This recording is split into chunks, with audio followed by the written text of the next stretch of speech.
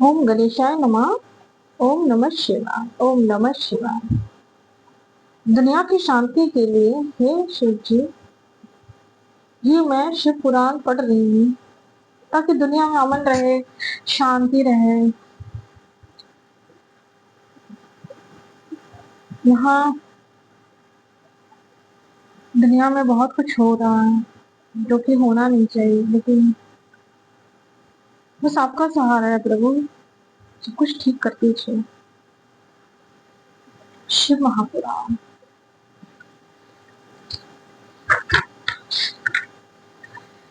ओम गणेशाय नमः। श्री शिव पुराण महात्मा।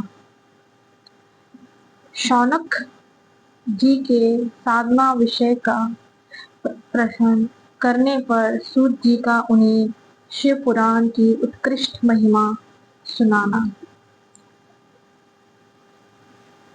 श्री शौनक जी ने पूछा, महाज्ञानी सूत जी, आप संपूर्ण सिद्धांतों के ज्ञाता हैं प्रभु, इसमें पुराणों की कथा के सातत्व का विशेष रूप से वर्णन कीजिए।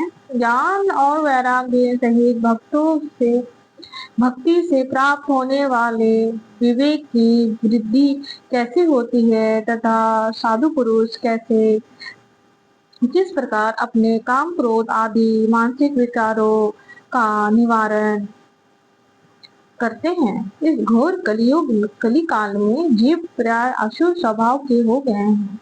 इस जीव समुदाय को शुद्ध बनाने के लिए सर्वश्रेष्ठ उपाय क्या है?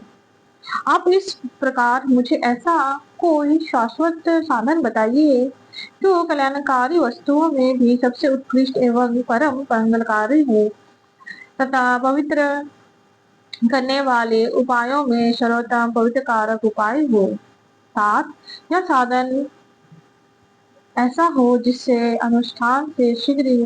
इसके अनुष्ठान से शीघ्र ही अंतःकरण की विशेष शुद्धि हो जाए तथा इससे निर्मल चित्त वाले पुरुष को सदा के लिए शिव की प्राप्ति हो जाए। श्री सूची ने कहा, मुनिश्रेष्ठ शौनक, तुम धन्य हो क्योंकि तुम्हारे हृदय में शिव पुराण सुनने का विशेष प्रेम एवं लालसा है।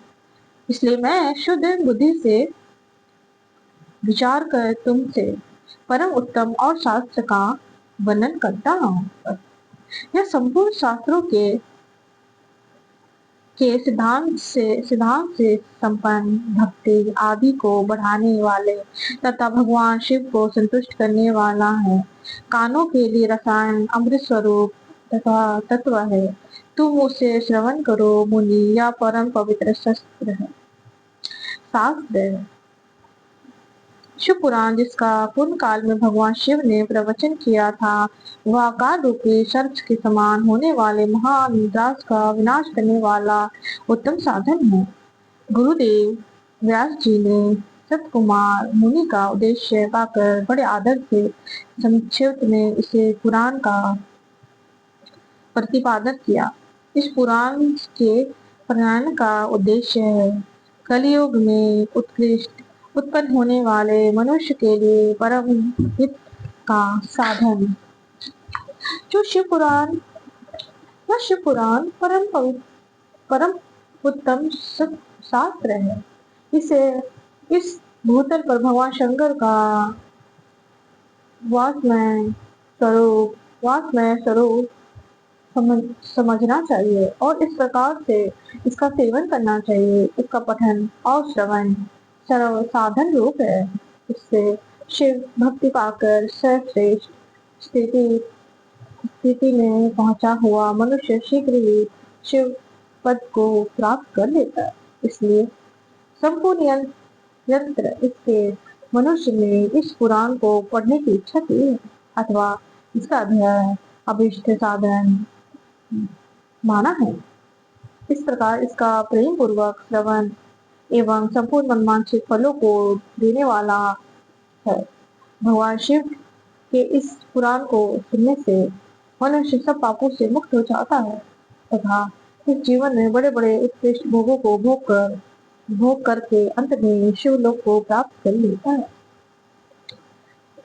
यह शिवपुराण नामक ग्रंथ 24,000 श्लोकों से युक्त है।